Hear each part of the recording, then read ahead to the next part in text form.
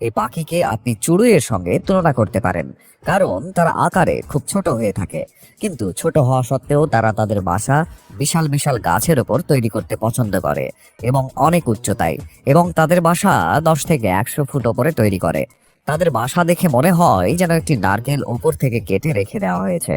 হামিংবার্ডরা কেবল তাদের বাসার সাজসজ্জায় মনোযোগ দেয় না, বরং তাদের নিরাপত্তার দিকেও বিশেষ নজর দেয়। এটি মধ্য আমেরিকার একটি সুন্দর এবং অনন্য পাখি, যা প্রধানত কোস্টারিকা, পানামা এবং সাউথ মেক্সিকোতে পাওয়া যায়। এই পাখিদের বিশেষত্ব শুধু এর উজ্জ্বল পাখনা এবং উচ্চ আওয়াজই নয়, বরং তাদের বাসা তৈরির আশ্চর্য শিল্পও রয়েছে। এই বাসাগুলো গাছের ডালপালায় ঝুলে থাকে, এবং এগুলো প্রায় 6 ফুট পর্যন্ত লম্বা হয়। মন্টেজুমা অরোপ্যান্ডোলা একটি সামাজিক পাখি। তারা তাদের বাসা একত্রে তৈরি করে। একটি গাছে 20 থেকে 100টি পর্যন্ত বাসা হতে পারে। এই বাসাগুলো সাধারণত গাছের সবচেয়ে উঁচু এবং হালকা ডালে তৈরি করে, যার কারণে কোনো শিকারী সেখানে পৌঁছাতে পারে না। দক্ষিণ আফ্রিকায় পাওয়া একটি অনন্য পাখি, যা তার বিশাল এবং সম্মিলিত যৌথ বাসার জন্য বেশ পরিচিত। এই পাখির বাসা দেখে আপনি প্রকৃতির এক অবিশ্বাস্য প্রকৌশল এবং যৌথতার উদাহরণকে দেখতে পাবেন। সোসিয়েবল উইভারের নীড় বিশ্বের বৃহত্তম পাখির নীড় হিসেবে বিবেচিত। এই বাসাটি তারা গাছ বা বিদ্যুতের খুঁটির ওপরে তৈরি করে, এবং এর ওজন 1 টন পর্যন্ত হতে পারে। এই বাসা শত শত পাখির ঘর। এই পাখিগুলো যৌথ জীবনযাপন করে এবং তাদের পরিবারের সঙ্গে ঘনিষ্ঠ সম্পর্ক রাখে। একটি বাসায় অনেকগুলো চেম্বার থাকে, যা ভিন্ন ভিন্ন উদ্দেশ্যে তৈরি করা হয়। বাসার বাহির অংশ কাঁটাযুক্ত ডাল আর ঘাস দিয়ে তৈরি, যা শিকারী প্রাণীদের থেকে নিরাপত্তা প্রদান করে। সোসিয়েবল উইভার সমষ্টিগতভাবে বাসা তৈরি করে। একটি পাখি একা কখনোই এত বড় বাসা তৈরি করতে পারে না, তাই সব পাখি মিলে এই বাসা বানায় এবং সময়ে সময়ে এটি মেরামত করে। ম্যালিফাউল অস্ট্রেলিয়ার একটি অনন্য পাখি, যা তাদের বাসা তৈরির দুর্দান্ত কৌশল আর পরিবেশের সাথে সামঞ্জস্যের জন্য পরিচিত। এটি তার ডিম, মাটি এবং পাতার একটি সংমিশ্রণে দেয়। ম্যালিফাউলের বাসা প্রকৃতির বিস্ময়কর ইঞ্জিনিয়ারিং এবং থার্মোরেগুলেশনের একটি নিখুঁত উদাহরণ। ম্যালিফাউল পাখি তার বাসা বিশাল টিলার আকারে বানায়।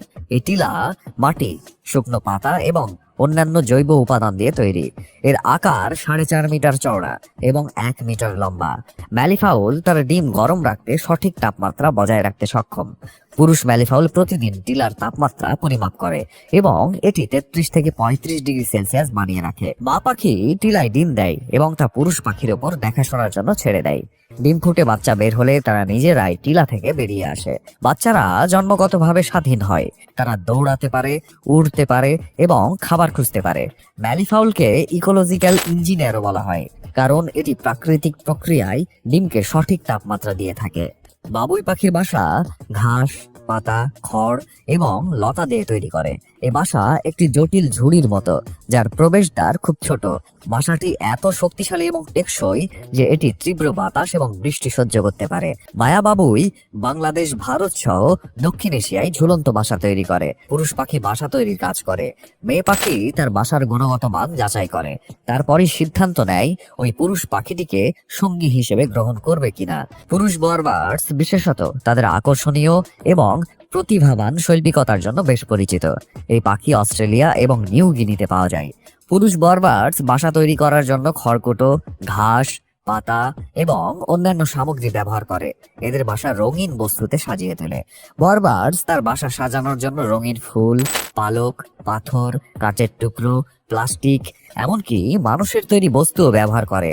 মেয়ে পাখিকে আকৃষ্ট করতে পুরুষ বরবার্ডস গান গায় ও নৃত্য করে। তারা এই নাচ তাদের বাসার কাছে করে। তারা প্রায়ই তাদের আওয়াজ অন্য পাখি বা পরিবেশের অনুকরণ করে। পুরুষ বরবার্ডসের মধ্যে সাজসজ্জা নিয়ে প্রতিযোগিতা চলে। মেয়ে বরবার্ডস এই ভিত্তিতেই তার জীবনসঙ্গী নির্বাচন করে।